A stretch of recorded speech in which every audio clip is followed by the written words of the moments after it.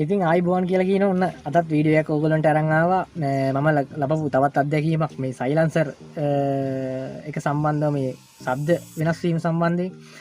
ඉතින් වීඩියෝ එක බලන්න කලින් මම අනිවාර්යෙන් ඕගොල්ලන්ට කියනවා මේ අනේ වීඩියෝ එක අනිත් කොහොම හරි ගමන්නේ මේ subscribe කරන්න අනිවාර්යෙන්ම. ඒ වගේම තමයි මේ like එකක් දාන්න, comment එකක් දාන්න වීඩියෝ එක බලලා. මොකද මේ මම ටිකක් ෆෝම් වෙන්නේ මේ වීඩියෝ කරන්න මේ ඕගොල්ලෝ දාන comment එකෙන් අනිවාර්යෙන්ම. මේ ඉතින් ඒක මම අනිවාර්යෙන් මතක් කරනවා. ඒ වගේම ඔයාලට මම හිතන්නේ මේක සෑහෙන වැදගත් වෙයි. මේ ගොඩක් දෙනෙක් මේ දන්නේ නැති දේවල් තමයි මම ලැබපු දේවල් තමයි මම ඕගොල්ලොත් එක්ක ෂෙයා කරගන්නේ. ඒක නිසා ඉතින් මේ කොහොම හරි මේ දැන් මේ කීප දවසකින් ඉඳන් මගේ සයිලන්සර් එකේ සද්දේ මේ හඬ පොඩ්ඩක් වෙනස් වුණා. නිකන් වැලි කැට හෙල්ලෙනවා වගේ සර ගාලා අමුතු හද්දයක්. ඉතින් මේ කොහොම හරි ඕක ඉතින් ගැරේජ් එකකට දෙකට ගියාන් පස්සේ කිව්වා මේ සයිලන්සරේ තමයි අවුල තියෙන්නේ. සයිලන්සරේ චේන්ජ් කරගන්න. අර ඔයාලා දන්නවා මේ ඩ්‍රයිවිං සීට් මේ එක යට තියෙනවා පොඩි ගෙඩියක් වගේ එකක්. ඕක වීඩියෝ ක්ලිප් එක බලන්න. වීඩියෝ ක්ලිප් එකේ මම ෆොටෝස් දාලා තියන්නම්. ඔය ගෙඩිය මේ තමයි සවුත් වෙලා තියෙන කියලා තමයි ගොඩක් දෙනෙක් කිව්වේ. ඉතින් කොහොම හරි මේ ඊට පස්සේ මම වටයක් ගහලා ඔය සයිලන්සර් හදන තැනකට දෙයකට ගියා. ඒගොල්ලෝ කිව්වා මේ ගෙඩිය මාරු කරාම හරියනවා කියලා. ඉතින් මේ ඊට පස්සේ දැන් ගෙඩිය මාරු කරනකොට බෑනේ අතේ සල්ලි බලන්නේ මම හැම වෙලෙම කියනවා වගේ. ඉතින් බැලුවා කීප දෙනෙක් මොකද රුපියල් 4000 5000 විතර තමයි යන්නේ. සමහර කෙනෙක් කිව්වා 6000 7000 කියලා කිව්වා. ඒක නිසා මම පොඩ්ඩක් බැලුවා ගණන් අඩුවට වැඩ හොඳයි කියලා හිතන තැනකට පොඩ්ඩක් රින්ගන්න කියලා බැලුවා. ඊට පස්සේ තෙන්ට මම ගියාන් පස්සේ මේ වැඩේ කරන්න කලින් මේ ලෙඩේ ඉතින් දැන් එයාලා කිව්වා මේ ගෙඩිය තමයි අවුල තියෙන්නේ කියලා. ඉතින් එයාට රින්ගලා ඔය ගෙඩිය ගලවලා එළියට ගන්නවා ඉස්සෙල්ලම. ඊට පස්සේ ගෙඩිය ගත්තට පස්සේ ඒ ගෙඩිය හෙල්ලුවාම අතර අරන් ඒ ගෙඩිය හෙල්ලුවාම සර ගාලා වැලි කැට හෙල්ලෙනා වගේ සද්දයක් එනවා. ඒක තමයි මේ සයිලන්සර් එක ඇතුලේ සර ගාලා සද්ද එන්නේ.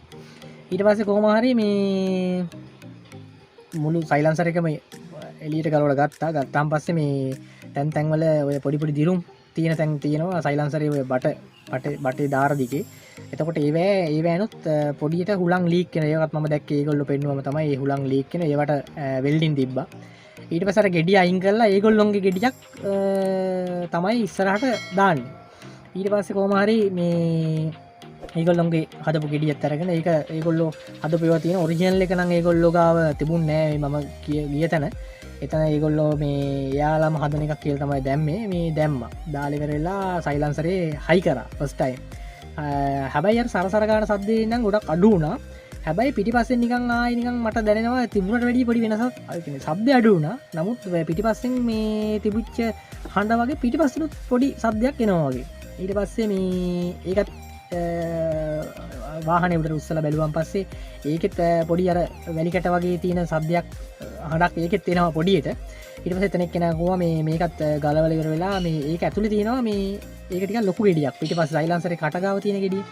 ඉතින් ඒ ගෙඩිය ගලවලා ඉවරලා ඒකෙත් ඇතුලේ තියෙනවා මේ ඒක පැලුවා. දෙපැත්තට වෙන් කරා.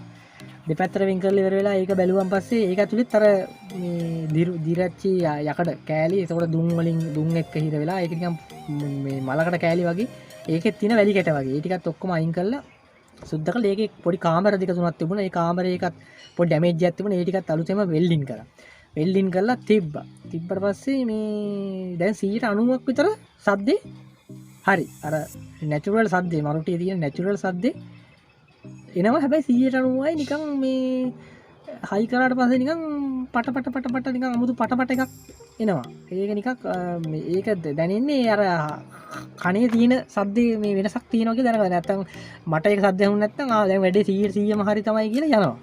ඊට පස්සේ මොකද කරන්නේ මේ ඊට පස්සේ කිව්වා මේකේ තව පැකින් එකක් තියෙනවා. මේ පැකින් එක සවුත් වෙලා තියෙන්නේ.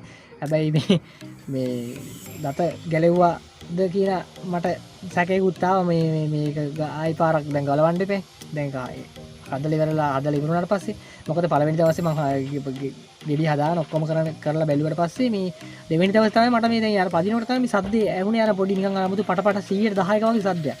ඊට පස්සේ කිව්වා මේකේ මේ පැකින් එකක් සවුත් වෙලා තියෙන්නේ. ඔයාලා ඔය වීඩියෝ එකේ ඇති පොඩි පැකින් එකක් තියෙන්නේ. ඒකේ රවුමක් මේ පැකින් එක ඔයගොල්ලෝ දන්නවා මේ පොඩි ටියුබ් පටියක් වගේ එකක්. ඒ ටියුබ් පටියත් මේකට දාන්න මහත්තයා මේ වැඩේ දැම්මට පස්සේ මේකත් හරි.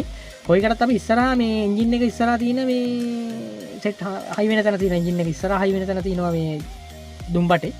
එතනක් තියෙනවා මේ පැකින් එක ඒකත් දාමු කියලකුව කොමර වෙදිකට රුපියල් 3500ක් විතර යනවා කියල තමයි මේ මෑන් මට කිවේ කොමරි මේ දෙවනි දවසත් ගිය දෙවනි දවස ගියා මර හිතට ෆිට් නෑ දැන් අරක 100ක් හරි තමයි වෙන කෙනෙක්ට මට නිකන් ඒක සෙට් නෑ වගේ ඊට පස්සේ මේ ගිහිල්ලා ඉවර වෙලා ඒකත් බැලුවන් පස්සේ මේ ඒක පැකින් එක දාලා ඒකටත් පැය භාගයක් විනාඩි 25ක් විතර ගියා ඒක වෙන යුද්ධයක් තිබුණා යට රින්ගලා කරන්න තියෙනවා ඉතින් ඒකත් කරගත්තා ඊට පස්සේ දෙයියන්ගේ පිටයි කිසි කරදරයක් නැහැ හැබැයි මේ මිනිස්සයා මට කිව්වා මේ පිටිපස්සේ ගෙඩිය කියන එක දැන් මම පිටිපස්සේ ගෙඩිය අලුතෙන්ම දැම්මේ නෑ ඒක රීප් මේ හැදුවා විතරනේ මොකද ඒක හැදුවට පස්සේ මේ අර වෙල්ඩින් තිය පාරවල අර මං කිව්වේ දෙකට පැලුවා කියලා ඒ දෙකට පැලුවා එක මේ පුළුවන් තරම් වතුර වැදුනන් පස්සේ මේ වතුරට දිරනවා ඉතින් දැන් ඒක ගොඩක් ආයු කාලේ ඉවරයි කියන්නේ මගේ වාහනේ එනකොටම තිබිච්ච ගෙඩිය තමයි තාම දැන් තියෙන්නේ නමුත් තව මාස 6-7ක් යනකොට අනිවාර්යයෙන්ම මේ ගෙඩිය දාගන්න වෙයි කියලා මේ මට මේ මිනිස්සයා කියලාමයි වාහනේ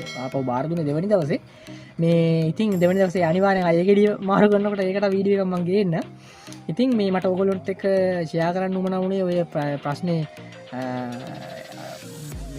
මට ලබපු අත්දැකීම තමයි මම ඔයගොල්ලොත් එක්ක මේ ෂෙයා කරගත්තේ ඉතින් ඒකට මම රුපියල් 8500ක් 9000ක් විතර ගියා මුළු සයිලන්සරේම ක්ලීන් කරගන්න ඒ වගේම තමයි පැය දෙකක් විතර මේ කාලයක් ගියා මේ වැඩ ටික ඔක්කොම ඉවර කරගන්න මොකද මේ නිවිහැනෙල් ඒගොල්ලෝ කරන්න ඕන වැඩ මොකද මේ සයිලන්සරේ තැන් තැන් වලින් ලීක් වෙනවා ඒ ලීක් වෙනවා කියලා කියන්නේ සමහරලාට යට වදින වෙලාවල් තියෙනවා එම්ෙන් තැන් තැන් වලින් නමුත් අර දිරුච්ච තැන් වලින් අර සූ ගාලා මේ කාන්දු වෙනවා ඉතින් ඒවා ඉඳන් වෙල්ඩින් කරගන්නවා ඉතින් මට ඒක පාඩුවක් වුණේ නෑ රුපියල් 8500ක් වගේ තමයි ඔක්කොටම ගියේ ඉතින් ඔයගොල්ලොත් එහෙම කරනවා නම් මේ චුට්ටක් කල්පනාවෙන් මේ වැඩ ටික කරගන්න මොකද මේ කරන්න යන්නේ ඉස්සරහා ගෙඩි අයින් කරන එක නමුත් ගෙඩි දෙක තුනම තියෙන දෙකම දාන්න වෙන්නත් ඉඩ තියෙනවා ඒක නිසා මේ ඔන්න ඔහම මේ මගේ කතාව ඉතින් සබස්ක්‍රයිබ් කරන්න කියනවා අනේ නැවත පාරක් වීඩියෝ එක හොඳයි නම් කමෙන්ට් එකක් දාන්න ඕගොල්ලෝ මොනවා ප්‍රශ්නයක් තිබුණා නම් කමෙන්ට් එකක් දාන්න ඒ වගේම මේ ඒවට උත්තර දෙන්නත් මම බැඳලා ඉන්නවා අනිවාර්යයෙන්ම උත්තරයක් දෙන්න මොනවා ප්‍රශ්නයක් තියෙනවනම්